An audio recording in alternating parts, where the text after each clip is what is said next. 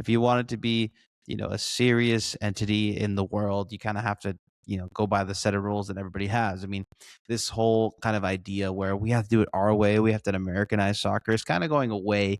I think. Hello, and welcome back to JRTV here with some more MLS content. I haven't put out a lot of MLS content yet, but this one's going to be a fun one. We're going to have a big picture talk with Favian Renkel. He's on his tour of different teams that he's going around. If you have not done so, though, go check out my other MLS content. The last video I did was a couple weeks ago. I looked at all of the logos around the league with my partner in crime, Luis Pineda, and we rank them on tier maker. So that was a lot of fun. So if you haven't watched that, go watch that.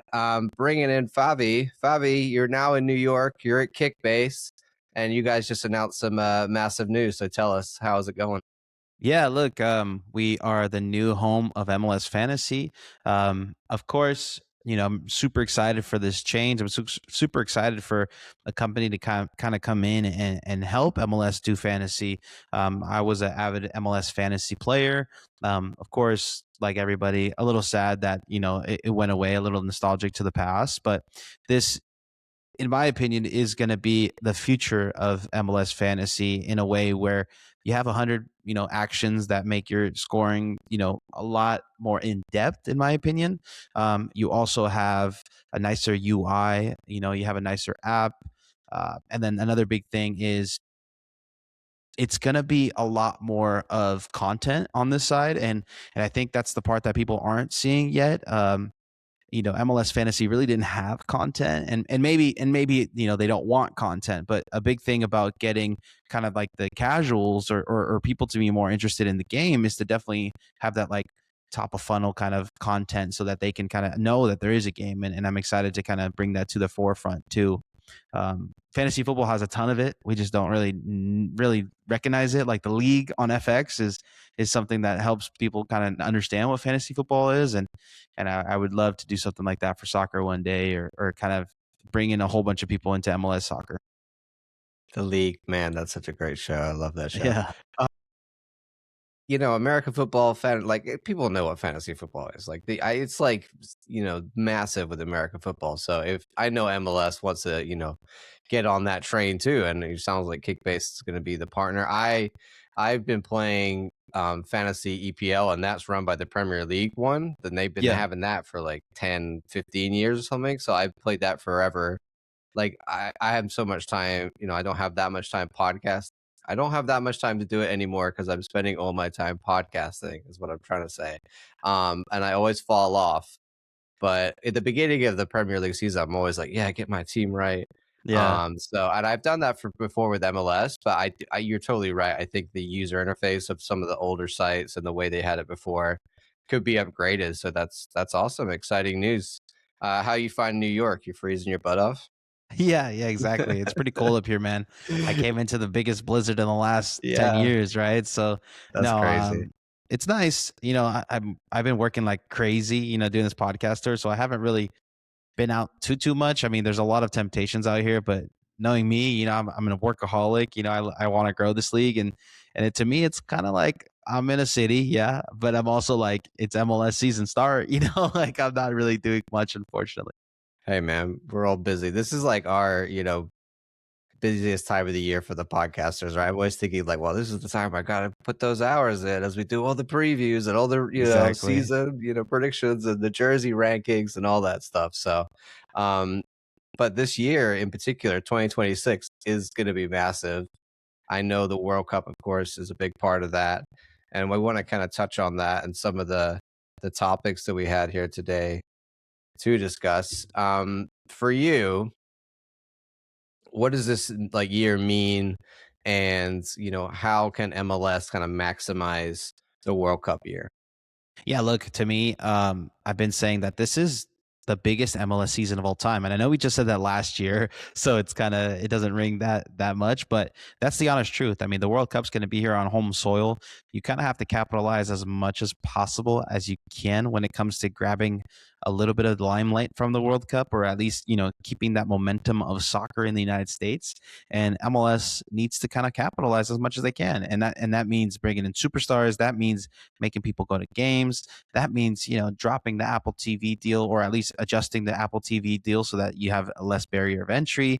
That means, bringing in external companies to help you with fantasy. That means a whole bunch of things that MLS is doing and needs to do to kind of align themselves in the correct direction to make sure that you capitalize after the World Cup. And I think starting with games during the semifinals of the World Cup is actually really smart. I think that's something where you're going to have people wanting some more soccer, and then maybe MLS can fill that gap. And hopefully, there's not many MLS players in the semifinals, right?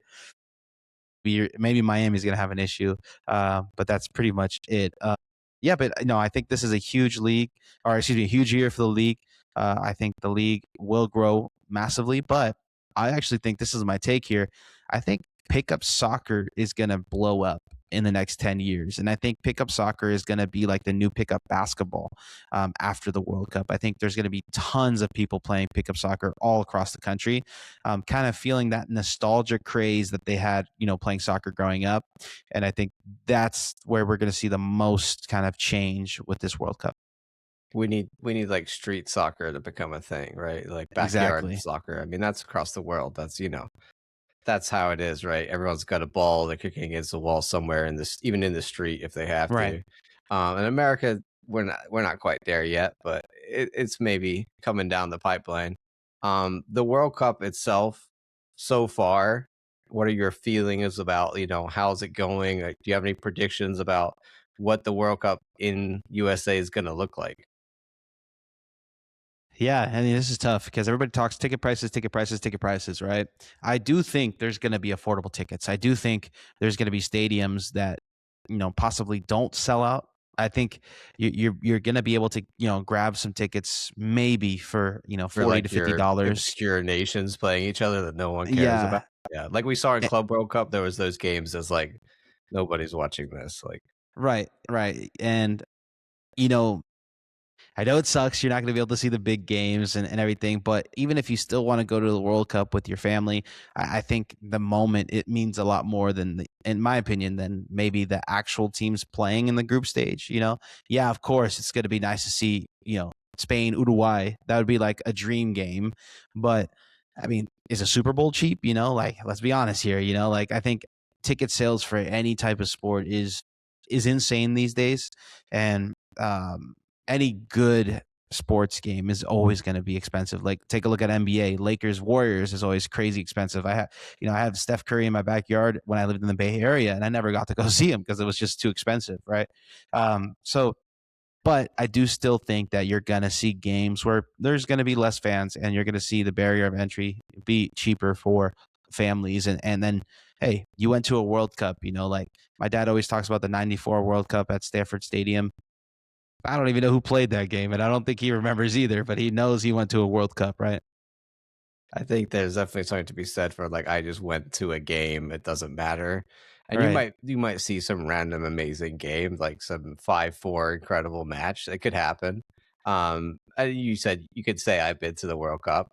I think the Exactly. ticket prices is a big part of it, and I think we're kind of numb to that here in America because it's just been slowly increasing, and like things like Ticketmaster and these other major companies that control and resell and all that stuff is just they've become more and more increasingly expensive for all kinds of like concerts and events. But I think when it's the World Cup globally, that's not always happened like in Europe and South America and other places. So they look at those prices and that's very off putting. And plus, on top of that, you got like how expensive the hotels are and a lot of the other things and different like unlike Europe, it's different here because you just don't have the public transportation. So I think about like the Miami stadium situation and like there's literally like one bus to get there from like actual Miami. Like stuff like that is like how are people of the world gonna deal with that? Yeah. Is America gonna make sure that like we're accommodating those people and all the other political stuff? So I think there's a lot going on and I hope it does get really well attended and goes really smooth, but it's not been, I don't think, good so far. I think there's a lot of issues. It's been very rocky. But you just got to hope that the excitement for the World Cup just, And really the soccer and the stuff on the field that matters is what we remember when you look back and you go, oh, what a great team. And you forget about all the other stuff, like how expensive it was, etc. I think there's gonna be a lot of walking. I think people are gonna be walking You gotta in the walk. United There's States. like Uber prices around the stadium, dude. Like Yeah. that's gonna be a I nightmare think for some I think we're people. gonna have to, get back Yeah, into walking, you know? like the games in the areas where there's like a real city, like New York Right. or what. Like that's what you want because you've got Well, the route. games aren't even in New York, right? No, not really. I mean They're in New Boston, right? Jersey, right? Yeah, so Yeah. there's a lot of stadiums that are just in rural America, which is like, Right. okay, well, how do you get there? It's like Right. car or nothing, right? So then Europeans and South Americans and Australians and all this have got to deal with that stuff. So Like Arlington, Texas. Or no, they're right, not in it. you Yeah, got to but grab a but scooter. There's going to be a lot of people yeah. grabbing those like pickup scooters. Yeah, That'll be exactly. happening. All right, let's move on and talk about the winter transfer window. MLS. This is some people think it's not going to be a big window because the World Cup is coming and they think summer is where it's all about, but we have seen some pretty interesting moves happen so far this window. Kind of big picture view of the window. Who do you like coming in? Who do you feel, a loss to going out from leaving the league? Yeah, luckily I haven't felt any big losses yet. I mean, at least in the sense of like the faces of the league, right? Denis Bouanga is still in this league as we speak on Wednesday, February 11th. But as well as Evander, he stayed in the league. Denki stayed in the league. So no, I think MLS has done a good job, or the clubs have done a good job keeping their talent, because who knows, in a World Cup year, if let's say, Max Arfston or Diego Luna go ahead and have a great World Cup, they might have a bigger transfer fee after the World Cup. And I think that's why you see this like timidness from almost the whole world, right? Like, we don't want to pay an inflated price right now. Maybe this player becomes a starlet of the World Cup, and then we could sell him for more money, right? Or the other way around, and vice versa, right? Like they're obviously thinking that their player is going to do well in the World Cup, so they're going to charge a crazy price for him. Instead, maybe he falls out in the World Cup and plays horribly, and then his price is cheaper, right? So it's crazy how much. I mean, obviously, World Cup's always going to change the market, but yeah, I definitely see it in full swing here. You see teams like LAFC not really, you know, filling up that third DP slot, right? Just in case after the World Cup, Antoine Griezmann wants to be a black and gold. Yeah, I mean it's the best buying time, right? It's the best selling time. It's like the the agent's like dream, right? The World Cup Right. is on, everybody's in the shop market. Especially this year, you got 48 teams in the World Cup, so there's even more Exactly. players that will be included on the shopping window. And if you think about the sale of James after the World Cup where he balled out, stuff like that that just happens because they had an incredible month and the entire world is watching. So in this window, though, speaking of James, that one was a real shock. Minnesota. No, I mean, do you expect a Colombian to want to go live in Minnesota? That's the last. Everyone's talking about Orlando and LA and Miami. And like, of course, he's going to go somewhere. There's a lot of Colombians, but he lands Yeah. in Minnesota, so that's a crazy, crazy move. Yeah, honestly, it's probably one of the weirder moves I've seen in MLS in the last couple of years. I mean, I always joke and say like, "Hey, this is MLS 4.0 now." Like you got European stars going to smaller, clubs, or at least globally smaller clubs in the Midwest. Like, Not it's just the not the coast. LA's. Yeah, it's not LA. It's not New York. It's not Miami. It's now Minnesota. No, it is shocking. I mean, it is pretty cool to see. I mean, I think there's a lot of teams in MLS that are like, whoa, like we should have put in a discovery right claim for him. Like, what's going on here? Like, this is something that we could have done. But kudos to Minnesota for selling him out, on the project, and then allowing him to have a 6-month deal, running up to the World Cup. But hey, it's a win-win for both parties. MLS, Minnesota get all the ticket and jersey sales and all the promo, and then James gets a run up to the World Cup in the country that he's going to play in. So yeah, it's going to be it is a crazy transfer, and also Minnesota is going to probably adjust to his style of play. They have a new coach. They lost the leaders of the team from last year, so I could see them kind of adjusting to what James wants to do, and I think that's kind of the thing you have to sell him on too. he's not going to be pressing, or at least, pressing in a certain way that they expect too much from him. So tactically, I think they're going to adjust to what he wants to do. Yeah, yeah, crazy transfer. I'm excited to see him in the league. I know that's going to boost Apple TV numbers and jersey sales and everything, and might as well make the most of it. Yeah. I mean, it's all about storylines, right? I mean, that's another great storyline. You've got Timo Werner in, San Jose, I think is a really interesting storyline. You've got Facu Torres coming back to play for Austin. You've got Yeah, Miami building this super team and just spending endless amounts of money. You've got the Red Bulls coming under Michael Bradley. Like, there's so many different storylines going on, even with maybe a transfer window that isn't as exciting. I still think that there's a lot happening to watch for in this season of MLS. So it's exciting. Anything stand out to you from this like a season as storyline well? standpoint. Yep. Yeah, I mean, I think in a storyline standpoint, Austin FC to me could be a sneaky contender with bringing Facu back. I always, rated Facu pretty highly, not because I'm Uruguayan, but because he was a potential MLS MVP candidate, and I think he never really truly reached his potential with Orlando. I'm sorry, and I He think only he went could. left for us. He needs to learn to go right. That's the thing with Yeah, Facu. and maybe he can be an MLS MVP nomination or nominee for Austin. I think it's time for him in his career to make that next step into, a true kind of superstar of one of the MLS teams. And now the excuse that he doesn't want to be in MLS is gone. Now he definitely wants to be in MLS, so he needs to become a superstar in this league. Yeah, I didn't expect him to come back so quickly. Honestly, we sold him, and Right. he wanted to go to Europe and didn't work out in Brazil. Really, I think he wanted to come back for MLS so he get minutes, right? I think that's what we're Right. saying here. We talked about that with James, and there's a lot of players that potentially want to come to MLS because they know as a DP contract coming up to the World Cup, they're going to be guaranteed minutes for the next 6 months. So maybe we'll see a few more. The window is still going to be open, even though this season is a couple weeks away. I can't wait. All right, let's talk about that summer window. We've kind of talked about the significance of it and how important it is. What players can you see coming in? Do you have any names that you think, like, after the World Cup, this guy is like prime for MLS? Yeah, Griezmann is one.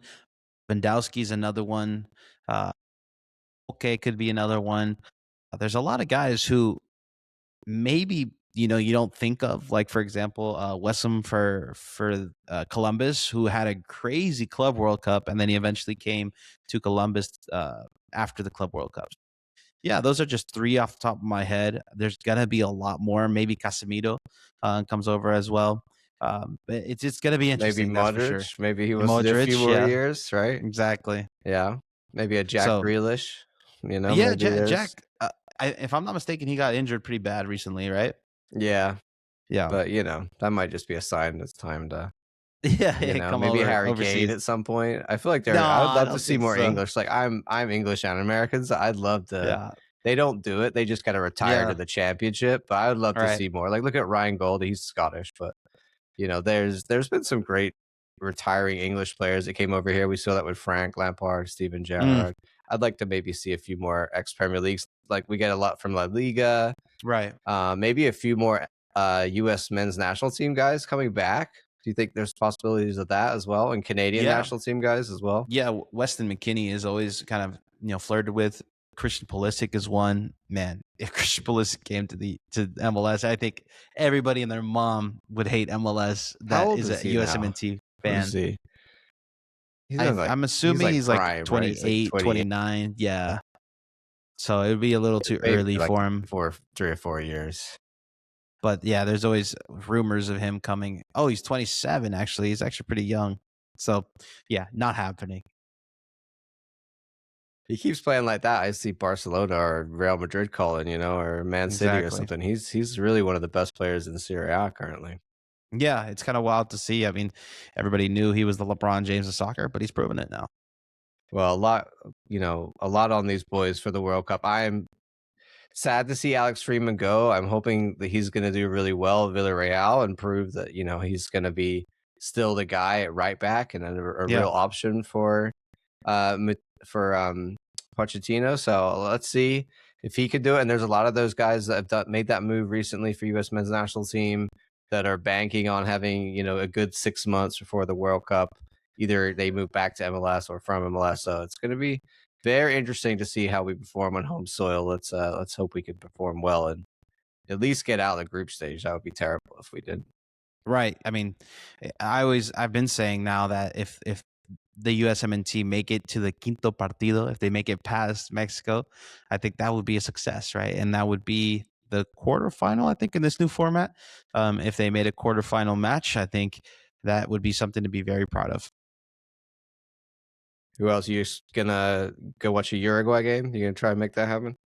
Yeah, I'm honestly going to try to go to Florida to see a Uruguay game because they have 2 games here, and then um, let me go ahead and say I would love to go to Guadalajara, but that's far. Like that's the I would superstar love to game. go see a game in Mexico. Yeah, Yeah, that would be awesome. that would be insane. Probably a bit cheaper too, I imagine. Maybe not that one because Spain's going to be playing. Oh, okay. So But like Uruguay, the hotel, Spain. the travel, maybe a bit cheaper. Maybe right? not. Maybe No, not either. Not with No, the World Cup. not for the World Cup. Still I don't really, think. everything's so much money. Right. Just need an endless amount of money to go watch every World Cup game. No, exactly. Yeah. All right. Well, after the World Cup, we're gonna have the rest of the MLS, season for 26, and then we're gonna be into 2027, which is another, I think we'll be beginning at this time next year. We'll be saying this is the biggest year ever in MLS. Yeah, exactly. The year after the World Cup, But we've got to deal with the mini season or the silly season or the short season, whatever you want to call it, the sprint season. What are your feelings about that, and how do you think it's going to go? And do you have any predictions about that very interesting 6 months that we're going to have? Yeah, look, it's still not confirmed yet because the PA kind of has to talk about it. So I don't know, man. It's gonna be. I think that's gonna be a roadblock, and But we until know we kind of, that's what's going to be, right? They've said there's going to be something there, or they just yeah. not made any announcement about what that is. I mean, I think they might have to use USL players for that. No, I'm kidding. No, but yeah, Everyone it's gonna gets be 6 tough. months off. We'll come back in 6 Exactly. Like we're gonna see. Maybe Orlando is. They get their USL Honestly, let's pride just back. do back in the bubble for 6 Yeah, months. That's how we win. exactly. That's how we win MLS Cup. Exactly.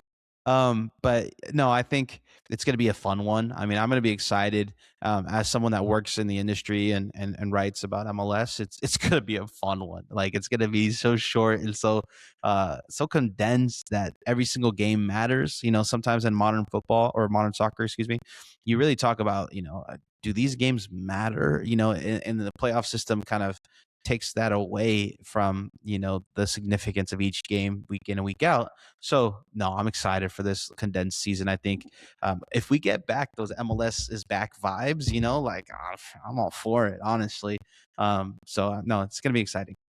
I think, of course, there's always going to be that asterisk over it, right? Like the one that Portland won, and MLS is back. Everyone's like, "Oh, it wasn't a real thing because it wasn't the proper season, and it was all." Right.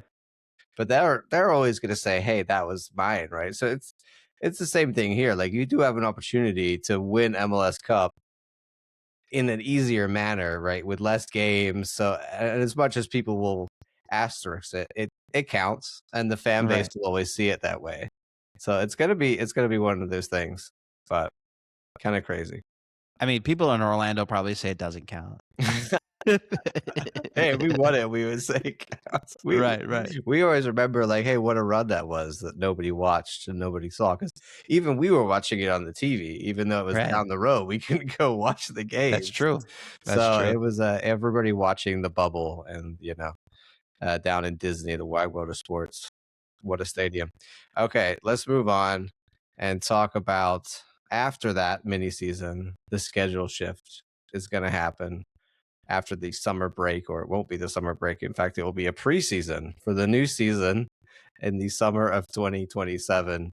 And we'll be finally on some people call it the European calendar. It's the major world recognized calendar that runs fall to spring instead of what we currently do, which is, spring to fall. So what do you think that's going to do to the league? Are you feeling positive about this change? Yeah, look, I'm gonna be honest with you. I think this is this is like the first step of building credibility to MLS and the league. It's almost like it was almost like a slap in the face when we were playing games during international break. Like, if you wanted to be, a serious entity in the world, you kind of have to, go by the set of rules that everybody has. I mean, this whole kind of idea where we have to do it our way, we have to Americanize soccer is kind of going away.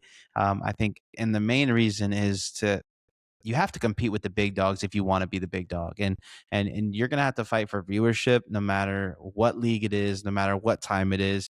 So you might as well just go ahead and line up with the transfer windows of the whole world, because one thing is you're going to have to not overpay for guys anymore, because you're going to be fighting in the same kind of transfer window for everybody, normal guys.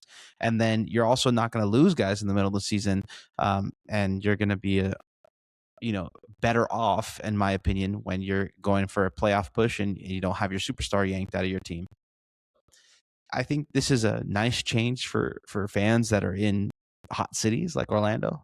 But if we're talking about fans in Minnesota or fans in Chicago, I'm sorry. Like it's tough. But I'm in New York now. I'm going to be out there in 5 degrees Fahrenheit with you. So but I still think it's a good change. Yeah, I totally agree about the seriousness of putting ourselves on the world stage to say we're gonna do the business of soccer, like how the big boys do, and we're here to play, and I think just the transfers that we're going to see and all the issues we have, like we're just talking right now about the winter transfer window and how it might not be that big, like stuff like that is just going to be eliminated, and we're not going to have these issues, and players are going to look at it much more as like an option, and they would have been here the year before the World Cup and seen all the facilities, so they know it's going to happen. They'll be like, okay, if I'm a Premier League player who's maybe feeling okay, my time in the Premier League's over and I want to go somewhere else, and maybe they'll look at the Championship, and maybe they'll look at MLS, and maybe they'll look at other leagues as well, but we'll actually be in the conversation for those kind of players, and I think that's massive, and I think that more than anything will accelerate the growth of the league, and we'll have even better quality players.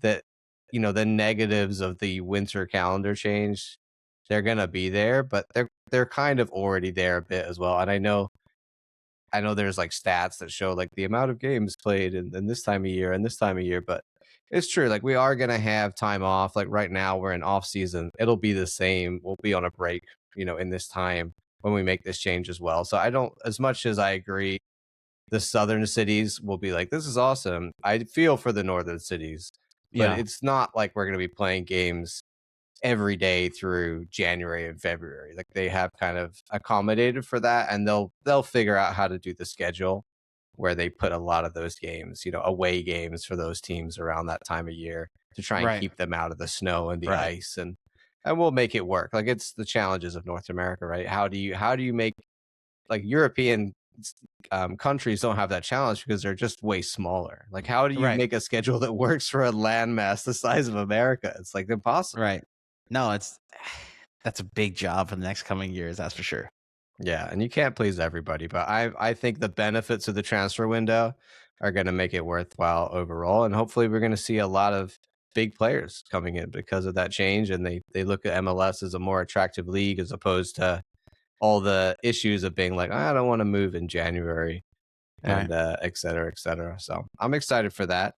All right, let's talk about the Leagues Cup, which is not really MLS, but I know you're a big fan of the Leagues Cup.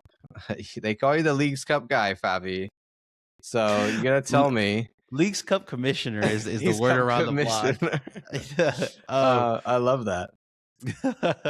Hey, I was honored to write the final recap for the Leagues Cup final last year on the site. So I'll take the Leagues Cup commissioner title. That's cool. No, but I think I love the tournament. I'm a West Coast guy, so in the West Coast, Liga MX is king, and I think we on the East Coast maybe forget that a bit, because the Prem and La Liga have such a big presence here on the East Coast because we're so close.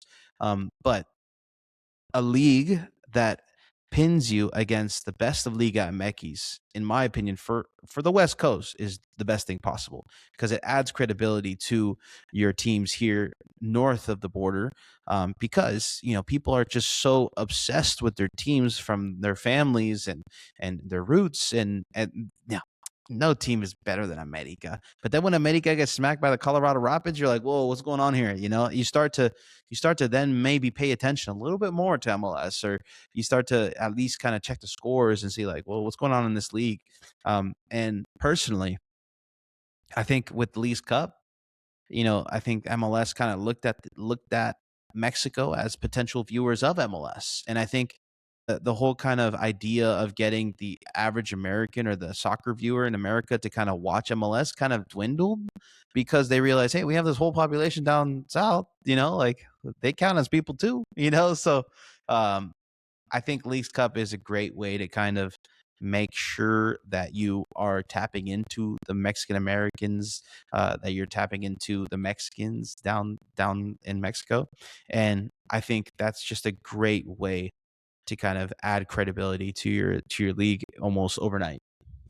Did you see all the newspapers with Bouanga's face on it when he torched America for the last Club World Cup spot? And that was so cool to see. I was there in person, Yeah. and I was like, man, this guy's chopping up America right now. I'm glad that you talked so much about it being like a West Coast thing versus East Yeah, Coast. I mean, you probably picked that up from talking to all these people around the league that, yeah, if I'm, tech in even Texas, right? If I feel like it's about the border and the fact that you've got so many Americans and Mexicans, and it doesn't really matter either side of the border, right? Is that culture is almost the same, and so I think that for me, it would be really cool if you kind of harness that and made that like just put in the teams that are down there, down south, and they're close to it, and yeah, they have that like relationship, and then kind of maybe call it like the border tournament or something fun like that, and have I don't know make a whole thing out of it, because that's where what it plays to. But I also think they should actually have some games, and I know why they don't want to, right? Because Liga MX wants to make money off the Mexican yeah. Americans that live here, Right. but like the legitimacy of the tournament is always going to be in question if we don't then go and play games in their house, and you know Yeah. how much the atmospheres they have, right?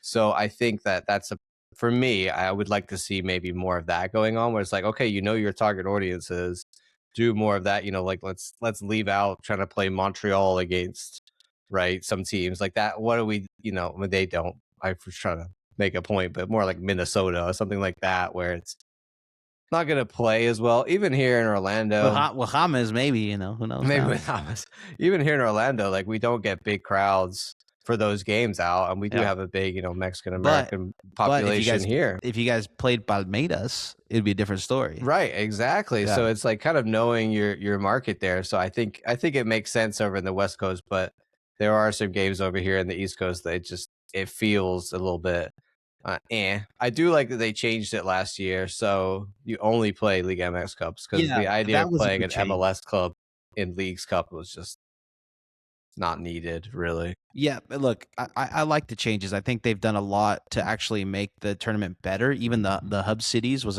I think, really good idea, Yeah. because you had hub cities of like the Tigres and Monterrey fans in Houston, where it's already close to where it is in Mexico. So they definitely have a connection there. Also, why not just add a Brazilian team in the bad boy? Like, why not just add a little They're Argentinian trying to team? bring in the Copa Lib they want Messi in the Copa Libertadores. They're gonna make But it happen just for the ticket but sales somehow.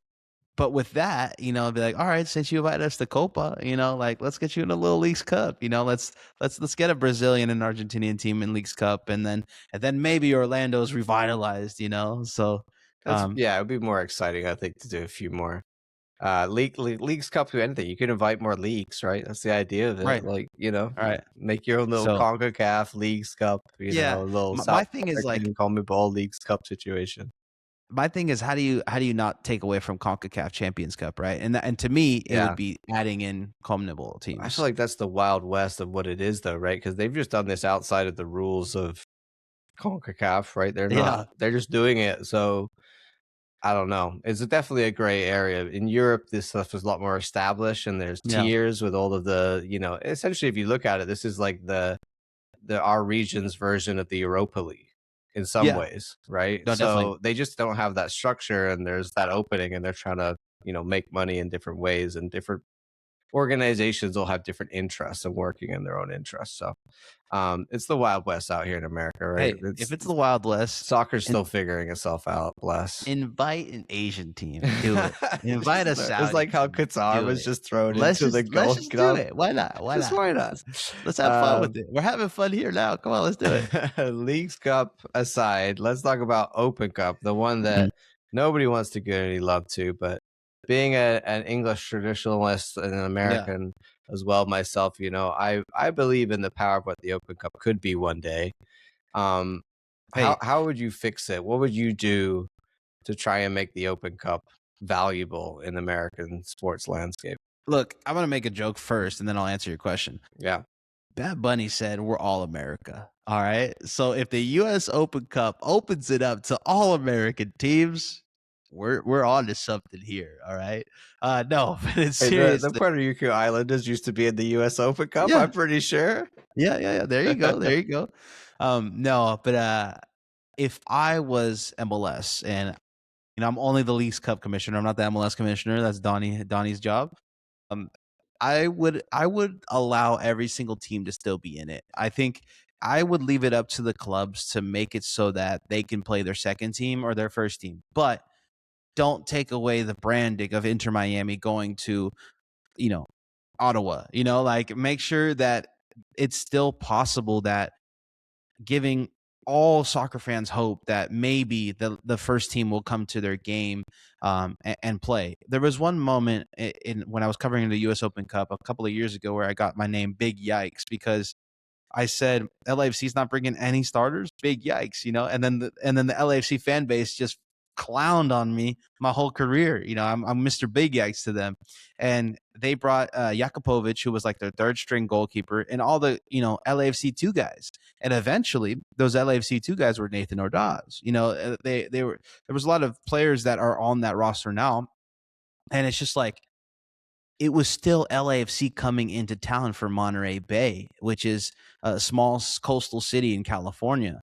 And it was such a big deal. It was a packed house. And it was like, I mean, I think anybody that's in the know kind of understands that Carlos Vela's not going to go, but you may see some guys who play with Vela, so even for just an LAFC game, Monterey Bay was packed with like 8,000, 9,000 fans.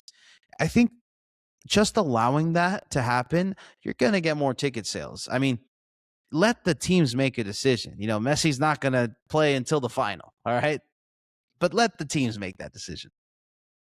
I think it kind of defeats the idea of the Open Cup if MLS is dictating these teams are in it and these teams are not. Like it's the whole idea is it's the Open Cup by definition. It should have all the clubs in it. And I think, we were talking about Leagues Cup, and we also talked about the schedule shift and how does this all look, right, in the 2027 season, 2028 season and beyond.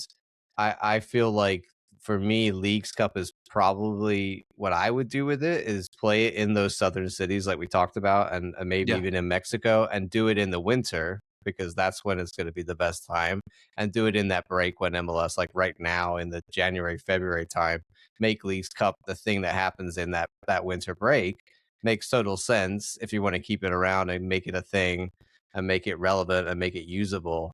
Open Cup, I feel like they need to give it its own weekends because it's Yeah. always weekdays, and I just think Hmm. it's never gonna have the respect. Like you see the other countries like Spain and England and France, they have weekends of the year where everybody plays cup games. So it has that, okay, now this is a cup weekend, right? So I think until they do that for the Open Cup, and I don't know if they ever will MLS do that for the Open Cup, Hey, right? I feel you like it's not going to get the time and respect that it really deserves to be like, okay, now we all play a cup tournament instead of a league.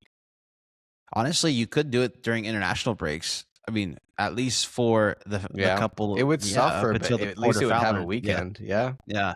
like only And MLS teams really would be out big guys, yeah, and maybe they're not playing those games anyway. right? traditionally Open Cup, they're rotating anyway. Yeah. I like that So idea. That's smart. it, I think we it'll just be fixed the whole landscape of MLS. There we go. hey, Um, you want to be the commissioner of US Open Cup? let's go. A- You're and I'll welcome. be the Leagues Cup We did it. commissioner. It's over. All You know, right. it's that meme where they're holding like a handshake, like the two buff guys. That's you and me They right just now. shake it and that's it. Yeah. We got Yeah. Leagues Cup, and we've got Open Cup, and then we Yeah, got we're the done. MLS on top, and it's all good. We're done. Yeah. There we go. All right. The last thing I want to talk to you about, Fabian, is and you mentioned it at the beginning of the podcast, Apple TV. We've been in this deal for a while now. It was really, founded on the idea of Messi coming to the league and all the eyes that was going to bring. The numbers maybe haven't been as great as they hoped, and now they've made a real kind of monumental shift in how it works. So what are your thoughts on not being behind a paywall and what this means for MLS and Apple TV going forward? Yeah, honestly, when I heard that it was going to be on Apple TV, I was jumping with joy because everybody has a streaming service. At least, everybody knows that they have to pay for streaming services. But then once it came out that it was going to be an extra $80 on top of or technically not on top of your Apple TV Yeah. Plus, but nobody knew that. Um, it was kind of like, wow, what a wasted opportunity. I mean, I was expecting to get some casual Apple TV people that are like, I like Ted Lasso. Let me, there's a game on. Let me just put it on. Let me see what soccer is in the United States. And we really missed out on that chance.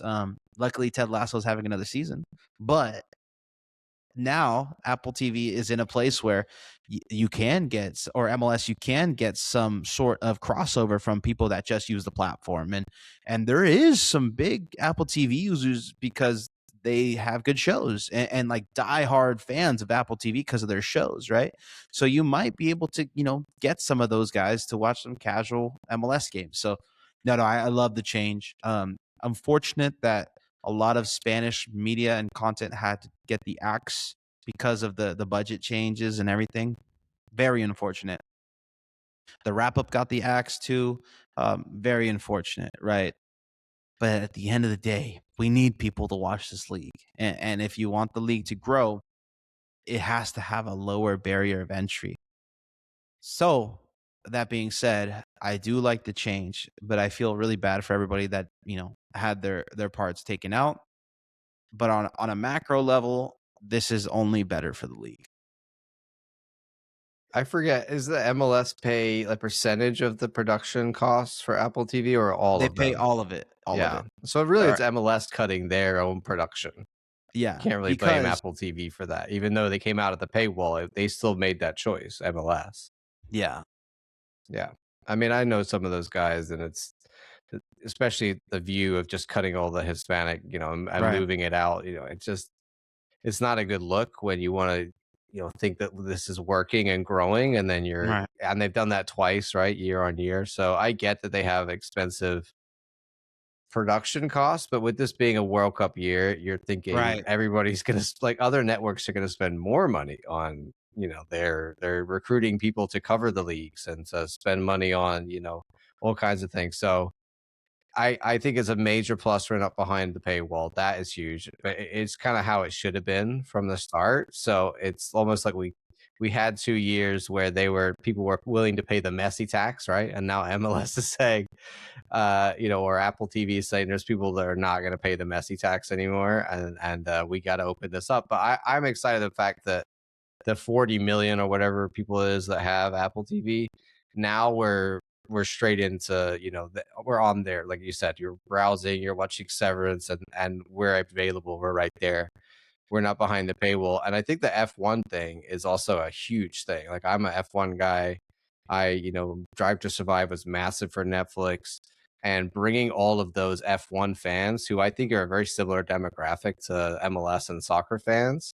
Yeah, very international, right? Yeah, like, and Yep. very I just they're very much like MLS, like the growth of what you've seen happen with soccer and the growth of what's happening with F1 is kind of similar in some ways in this country. It's been on, like, they're both booming. And so to have all of those fans packaged together is great, because before we didn't have really any sport packaged together. And I know that Apple's going after more, but I think you got to kind of have the idea that Apple TV is a place for sports, not just, oh, we have one and it's Right. MLS. Well, when you were talking about F1 demographics, you're telling me that F1 doesn't have fans who like Bud Light and cars that turn left? Come on They're now. more like Heineken people, which is Michelob more Ultra MLS. people? It's a world sport like soccer, right? Because they take F1 around the world, and it has that culture about it. So I know there's something like, I don't know, they have an insanely more amount of viewers than MLS does. Yeah. So that's I think it's like hundreds of millions of people watch F1 every week. So those people will have access to MLS. So maybe some of them are going to become MLS fans. Who knows? We'll see. But it's exciting, and hopefully the Apple TV MLS deal will figure itself out. Yeah. And if not, I know they have the get out clause. So maybe in a few years we're looking at them putting themselves back on the market. Yeah, Netflix is always one that's like, imagine MLS is on Netflix, you know? Peacock's So getting bigger. Like all right. we could still be on a streaming service, but maybe we shop around and Yeah, we got a bit of exactly. buying power. And now a league that's on that schedule and has even bigger players in it, and maybe And we're a now really marketable asset. and now Mateo Messi is balling for Inter Miami. 2035, it's all going down. All right. Well, that's everything we're going to talk about big picture with Fabian, who is here to talk with me about KickBase. Remind everybody again what's going on with that. Yeah, this is the new home of MLS Fantasy. So, if you are a fantasy fan, it's 100% free to play. So you can sign up and play with your friends. And I'm a big fantasy guy, so definitely come by. You might be up against me one week. Who knows? We'll probably do some MLS group, like all the fans from this area or whatever, get together, get on your apps there, right? Yeah, yeah, no, definitely. It's gonna be a fun time here at Kickbase. This is kind of like modernizing that MLS fantasy game, so I'm more than excited to kind of bring it to a place where it's never been. Are you going to be doing some writing as well and coverage of MLS soon? We look out for your stuff somewhere. Yeah, writing is the question, right?